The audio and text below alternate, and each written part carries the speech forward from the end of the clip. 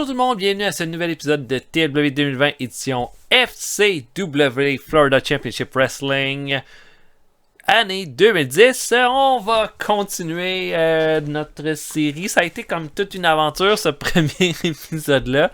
Déjà perdu 32 000 $, mais on a commencé avec 0 $. Donc j'ose croire que ce qui va se passer, c'est que on va simplement avoir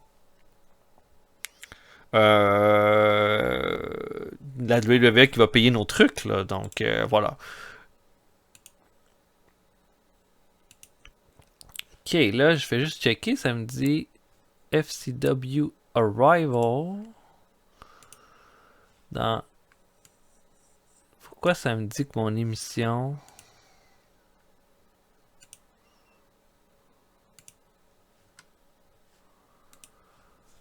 Mon émission télé est là? Pourquoi ça me dit qu'il n'y a pas d'émission télé?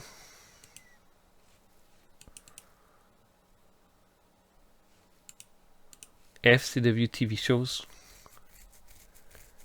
Ah... Quoi, ouais? Je suis pas sûr de comprendre qu'est-ce qui se passe.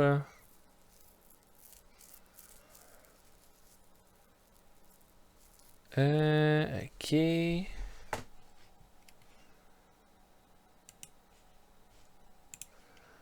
On a notre show télé tous les jeudis. Ok, je comprends pas trop pourquoi. Bon, j'irai pas plus loin, là, on va checker ça, mais bon. Donc, là, on a des gars qui sont blessés. Mais on a Dusty Rhodes, Billy Kidman, Brady Biassi, Michael McGillicuddy, Dawson Alexander, Alberto Banderas, Skip Sheffield, Lance Cade, Heath Slater et Kurt Hawkins qui s'en vont de notre roster. Donc, on perd à peu près le tiers de notre roster qui vont s'en aller, puis c'est pas mal nos top stars. Dans plusieurs cas, là.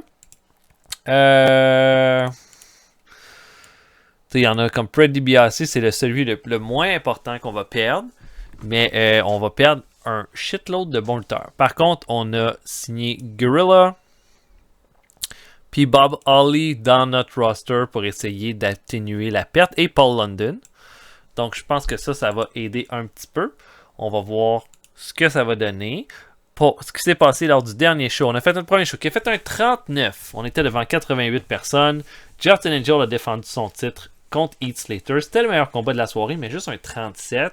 Après le combat, Wade Barrett a attaqué le champion pour indiquer que c'est lui qui allait être le number one contender. Mason Ryan a battu Leo Kruger et les Usos ont battu Kurt Hawkins et Eli Cottonwood dans le opener du show. Ça a fait un 39. On a fait un 50 la semaine suivante avec une personne de moins. On avait un gros main event avec Richie Steamboat et Billy Kidman qui ont affronté Steven Regal et Joey Matthews. Ça fait donner un 49. C'est le meilleur combat de notre histoire. Après le combat, là, Kidman, le Regal a attaqué Richie Steamboat jusqu'à temps que Ricky Steamboat vienne aider son fils. On a eu Kaval qui a affronté Bo Rotundo et Bob Holly qui a battu Leo Kruger. On a eu notre meilleur segment. Avec Dusty Rhodes, AJ Lee, Tamina et Serena. Donc, voilà. Ce fut très bien de ce côté-là. Nos champions, donc, demeurent. Serena est la championne de la FCW. Croft et Beretta sont les champions par équipe. Et Justin Angel est toujours notre champion. Donc là, notre prochain show télé, ça devrait être Duke Rotundo contre Bryan Danielson. Voilà, ça devrait être pas mal notre meilleur combat que j'en ai fait. Ça va être le premier match de Danielson avec nous autres. Donc on va voir ce que ça va donner. Et pour le reste, je comprends juste pas pourquoi qu'on me dit que j'ai pas de TV show qui arrive dans le futur. Parce que ça me dit que j'ai mon FCW Florida Championship Wrestling à tous les jeudis. En tout cas. On va voir, on va avancer d'une journée.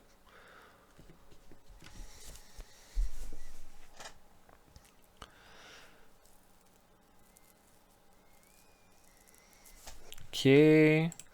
Bon, MLJ qui signe nous autres, ça va être pour notre annonceur. Koval. Oh non, on vient de perdre Koval. Holy shit, il me les enlève toutes, man. Pas Koval.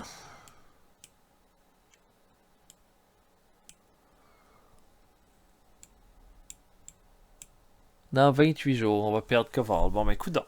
Ils sont en train de tout vider, dans le fond. Oui, puis là, il fallait que je me cherche un nouveau Road Agent parce que Dusty Rhodes va s'en aller. Celui que j'ai pensé qui pourrait être le plus intéressant, c'est le Great Sasuke. Pourquoi? Parce qu'on peut s'en servir comme lutteur puis comme Road Agent. Que son respect est bon, sa psychologie est bonne, son booking est bon.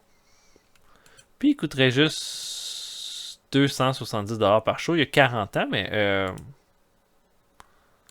voilà.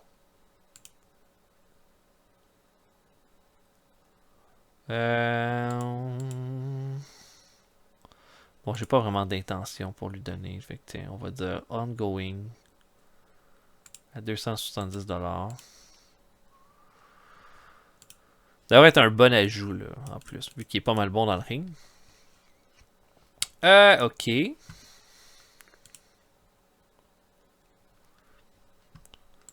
Pourquoi?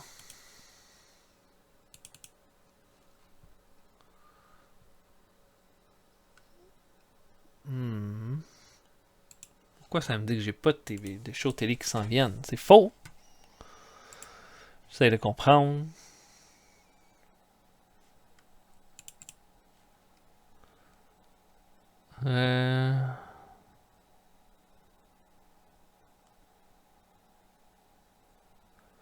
Ok. Rien qui m'indique que j'ai pas de show télé là. Pourquoi tu fais chier?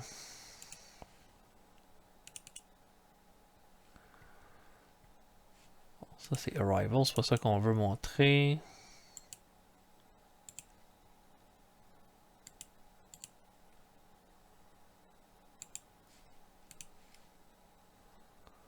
Ok.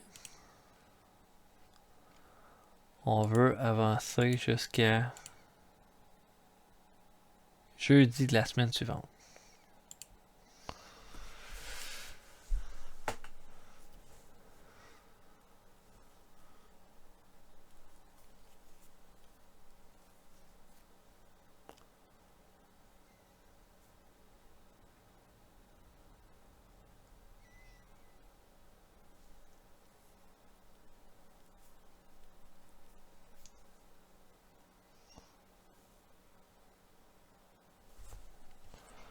Ok, on a signé le Great Sasuke.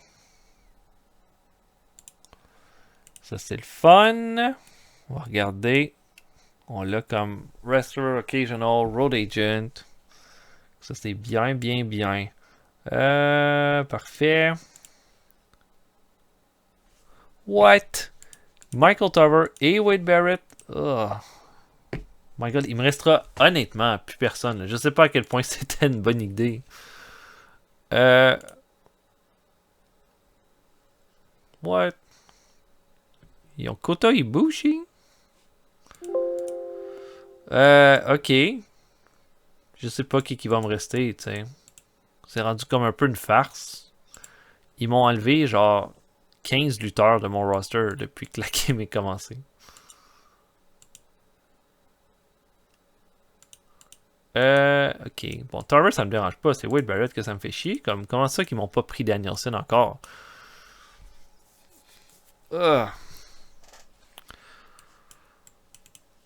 ouais, ok. Est-ce que j'ai mon show télé?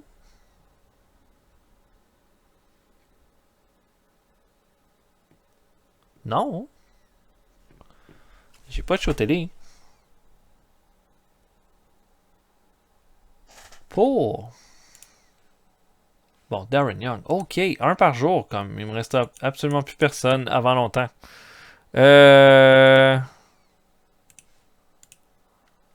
Pourquoi j'ai pas de show télé, là? Qu'est-ce que j'ai pas compris? J'ai ça. TV, every Thursday. Ok. Broadcasting.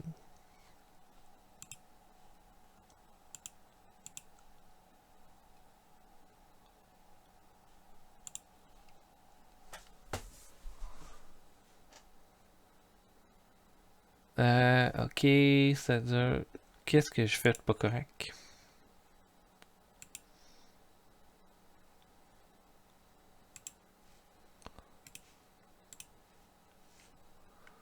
Non, non, non.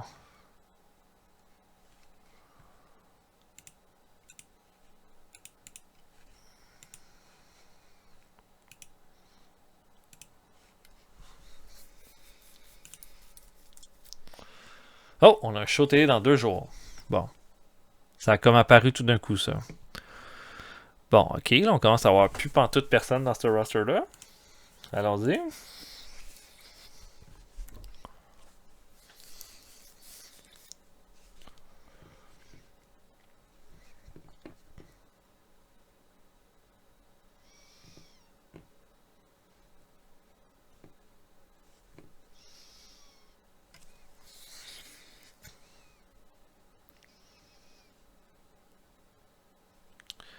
Ok, donc là, ça va être notre show télé, mais oh, on sait pas, il y a personne qui nous a dit qu'on avait des lutteurs qui quittaient.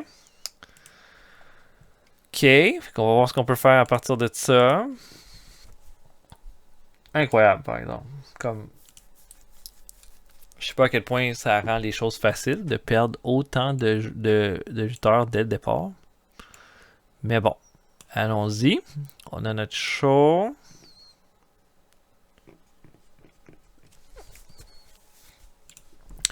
Rotundo contre Bryan Danielson. On fait un medal. Ah, ça va être maigre, ce roster-là, puis il n'y aura pas grand talent que je vais pouvoir utiliser. On va dire Naomi. Naomi.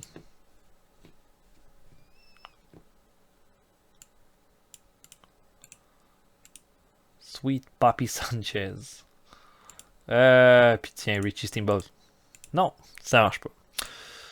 On va booker ça immédiatement. Donc, main event Rotundo contre Bryan Danielson.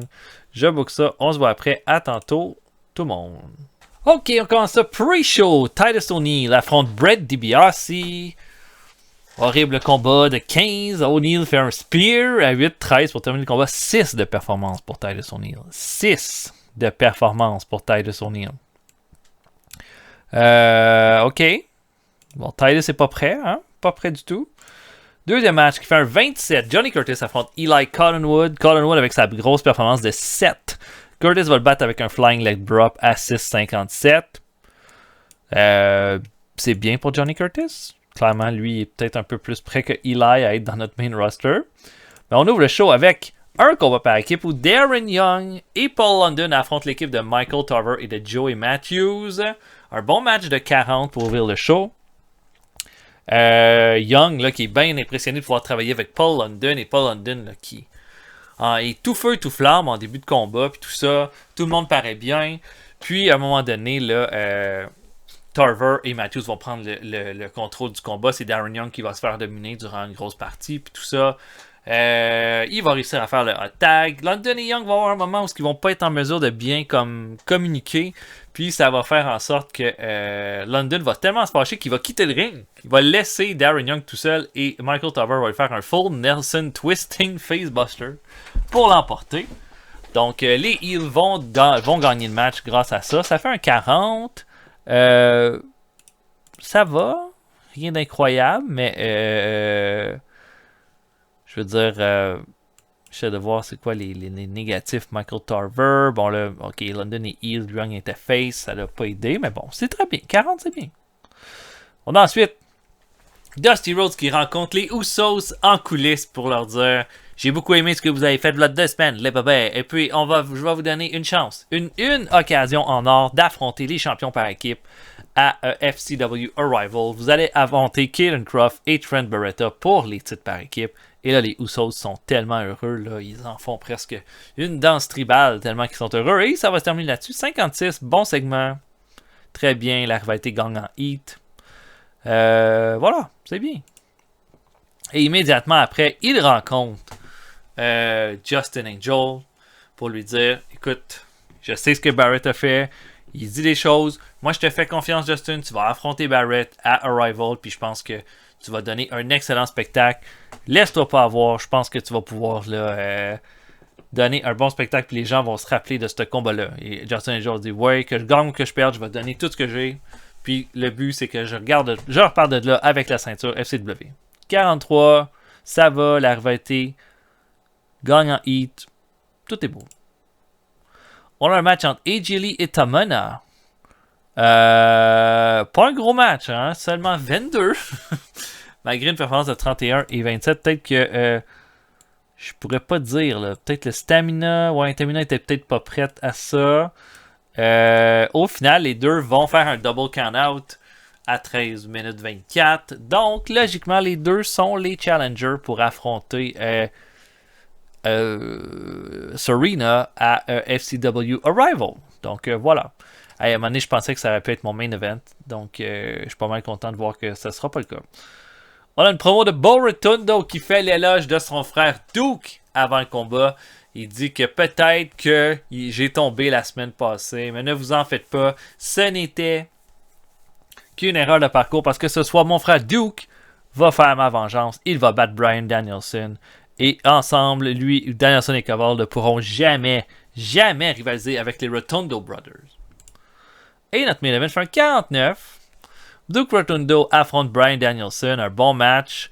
73 pour Danielson. 31 pour Duke Rotundo. Je me serais attendu à plus.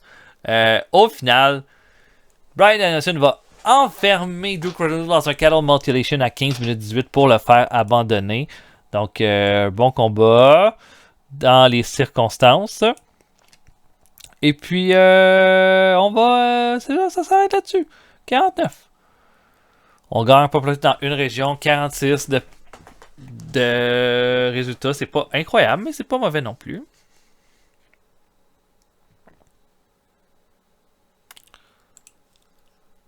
Oh mon dieu. Il call Bryan Danielson. Bon. Officiellement, j'ai plus vraiment personne de bon. Il me les colle toutes, là. Toutes mes stars. Comme, je sais pas à quel point ça va être possible, en fait, de faire cette game-là, parce que... je me fais vider. J'aurais pas pensé qu'ils te vident tous tes lutteurs dès le départ de ta game. J'aurais pensé qu'ils t'en prennent un ou deux à tous les mois. Fait que, voilà. Je sais pas à quel point ça va être possible, tout ça. Là. On est en train de se faire avoir.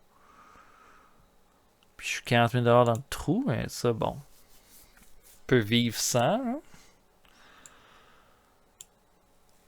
Fait que là, tu sais qu'il me call up 1, 2, 3, 4, 5, 6, 7, 8, 9, 10, 11, 12, 13.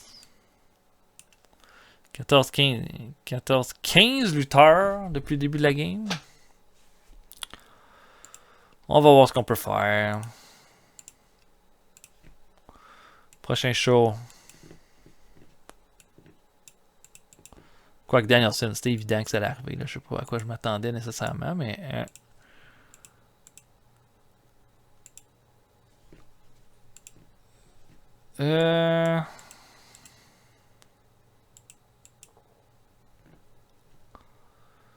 Ok, là je suis en train de me demander qu'est-ce que je mets au prochain show.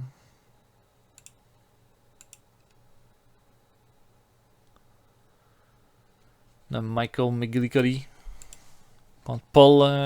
Ok. On va mettre London. London a fait une grosse performance, fait qu'on va le mettre.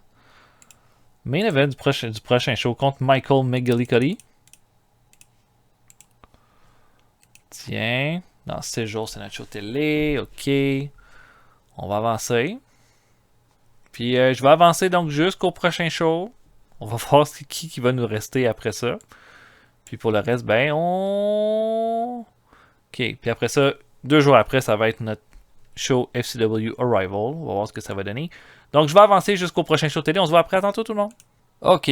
Donc en call-up, des nouvelles parce que d'autres call-up. Norman Smiley et Ricky Steamboat. Merveilleux. Fait que là maintenant, on s'en prend à mes road agents. Bon, Smiley, c'est pas quelque chose qui me dérange beaucoup. Steamboat, ça me fait un peu chier parce que quand même... j'aurais pensé que j'aurais pu le garder un certain temps, mais bon, on va faire... on va s'arranger selon les circonstances. On va s'arranger. Bon, incident backstage avec Tom Pritchard, qui était en bonne forme. Il a fait raconter des histoires sur la route qui ont créé une atmosphère relaxante et joyeuse. Ben, merci Tom Pritchard. On va faire un medal.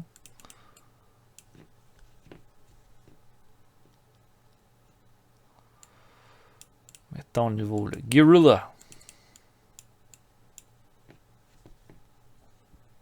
Je pense qu'au final, je vais juste avoir comme quelques lutteurs de développement, puis le reste, ça va tout être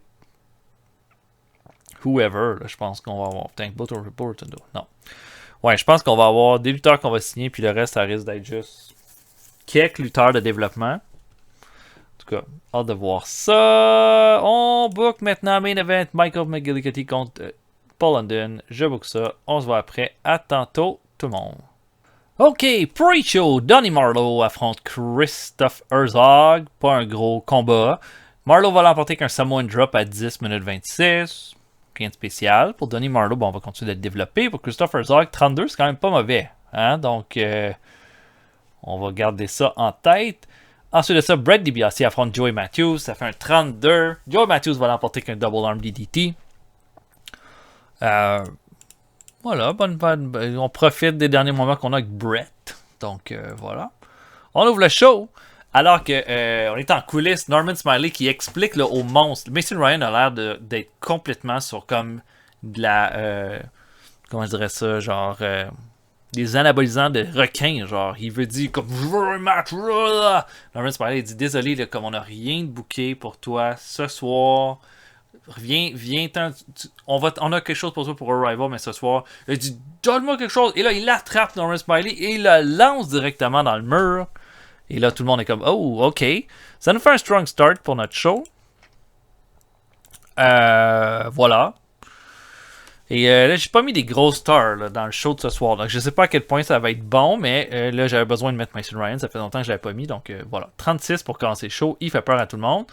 Un match entre Lucky Cannon et Alex Riley qui fait un 21. Bon, c'est pas fort, ça. Mais là, au final, ce qui est arrivé, c'est que Lucky Cannon va faire un roll-up surprise sur Alex Riley à 10 minutes 56 pour aller chercher la victoire dans le combat. Et là, tout le monde capote. Et that's it. Lucky Cannon, c'est un de nos faces, comme tous nos gros faces sont tous bookés. Puis clairement, ce gars-là, il va prendre en importance avec le départ de tellement de monde. Mais là, il va faire un roll-up comme ça sur Alex Riley. Riley pas content. Ils vont sûrement se réaffronter au show dans 2 jours. C'était juste une question de mettre ça sur la table. 21, c'est pas bon par contre. Ça a été mon storytelling match en plus. Ok, c'est bon. C'était pas mauvais. C'était pas bon. On a un match par équipe. Titus O'Neil et Conrad Tanner affrontent les Rotundos. Les Rotundos vont l'emporter dans un combat de 26. Ça, c'est pas fort. Un spear de Bo Rotundo sur Titus O'Neil va mettre fin au combat. Je savais déjà que Titus O'Neil était pas bon, mais je savais pas que l'autre Conrad Taylor allait être nul de même. Mais bon, ça va leur permettre de s'améliorer là, à un moment donné. Là. Mais ce sera pas un gros show. Hein. Et là, on a une entrevue entre Jenny Cash qui passe Tamina en entrevue pour son combat contre... Serena et AJ Lee, mais l'entrevue est nulle à chier. C'est dommage. Tamina là, qui aurait dit que AJ Lee c'est une amie, mais elle a fait ce qu'elle a pu là, la semaine passée, puis au moins elle se dit qu'elle va avoir une chance au titre, puis si c'est avec sa bonne amie AJ Lee, ça va donner quelque chose de bon, mais au final c'est elle qui va sortir de là, championne féminine de la FCW. Main event 48 entre Michael McGillicuddy et Paul London. Bon match, en fait, entre les deux. Mais Paul London va l'emporter qu'un Shooting Star Press à 12 minutes 54 pour la victoire. Et immédiatement après le combat, Darren Young arrive, va faire un Roaring Elbow directement au visage de Paul London. Il est pas content. Et là, Dusty Rhodes va arriver pour dire « Paul London, t'es arrivé ici, puis t'as décidé de manquer de respect à un jeune homme comme Darren Young. Un jeune homme qui a encore tellement à apprendre, puis t'aurais pu lui en apprendre beaucoup, mais t'as décidé de faire le contraire. Mais tu vas quand même lui apprendre quelque chose, parce que vous allez vous affronter dans le ring dans 2 jours à FCW Arrival. Et là, ça se termine de cette façon-là. 41. Bon. Fait que, clairement, on n'est pas dans la même... Moi, je dirais ça. Pas dans la même catégorie que lors de notre dernier show. On était loin du 46 ni du 50 du dernier, mais dans les circonstances, je trouve que 41 c'est quand même un sauvetage, là, même si c'est pas loin d'être notre pire show. Puis c'est une show qui a le plus de gens qui sont venus. Hey hey! 67 000 $. Qu'on est rendu à avoir perdu. Ja, mon champion. Holy shit. Ben, je sais plus vraiment ce que je peux faire. Tiens. C'était pour m'enlever mon lutteur. On va quand même... On va signer 2 faces. 2 bons faces avec un peu de popularité. C'est pas mal la seule façon qu'on a pour essayer de contrer ça, là.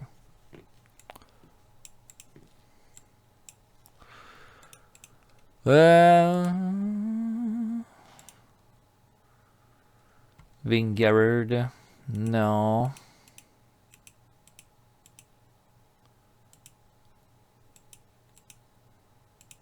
Ah oui, on pourrait faire un minimum de popularité.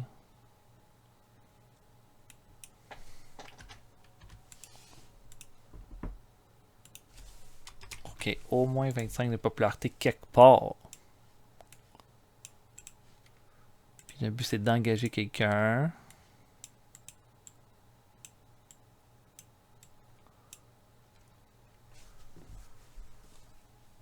Ok, Tajiri.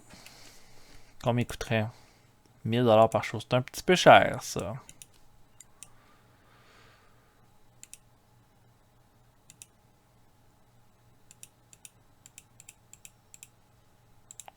Ah, ok, ouais, c'est un peu intense, ça.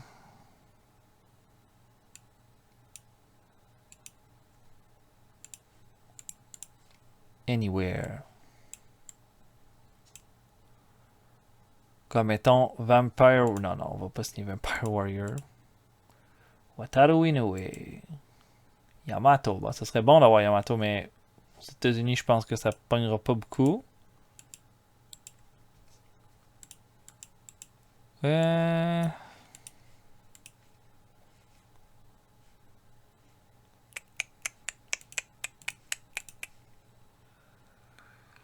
Ouh, Adam Pearce. Oh, c'est Manu. Je veux un face. Manu, ça marchera pas. Akira Raijin, Akira Taue, Al Snow, Amazing Kong, Amy Luma. Apollo, non. Aries, non. Austin Aries.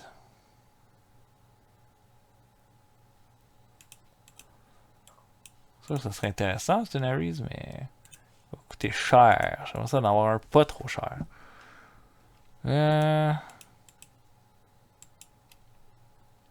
Walter. C'est sûr que ce serait intéressant, mais là, il est pas prêt. Là. Walter, c'est pas prêt, ça. Big Vito, non. Ou Bison Smith, bon lutteur, mais pas assez populaire pour être un face intéressant.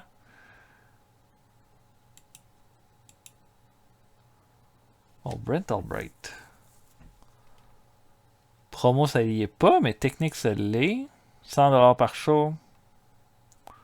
Alright, baby.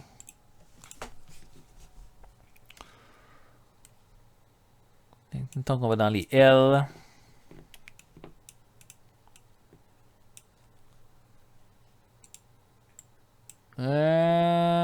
Rikishi. 100 $ par show, il serait avec ses enfants, mais je pense qu'il est juste plus assez bon pour aller là. Kid Cash. Tentant. Coûte 80 $ par show. Un peu de charisme. Les stats sont pas mauvaises. C'est aussi qu'il coûte pas cher. C'est ça qui est quand même tentant.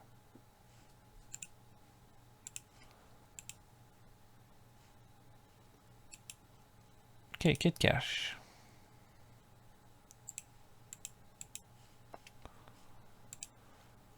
Ok.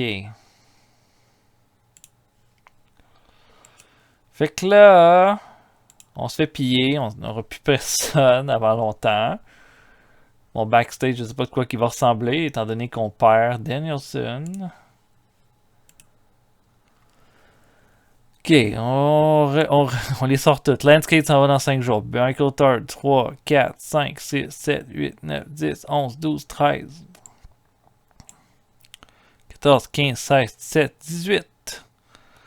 18 lutteurs qui vont quitter. On va voir ce qu'on va être capable de faire avec ça. Donc, puis faites-vous-en pas. Si jamais ça marche pas, je vais refaire une autre game. Même époque, 2010, mais juste avec une autre fédération. Si jamais c'est un flop total, je m'engage à regarder avec cette base de données jusqu'à un certain temps. Donc voilà, c'est pas grave. Donc c'était l'épisode. J'espère que vous avez apprécié. On va se voir pour un prochain épisode bientôt. Salut tout le monde, à la prochaine.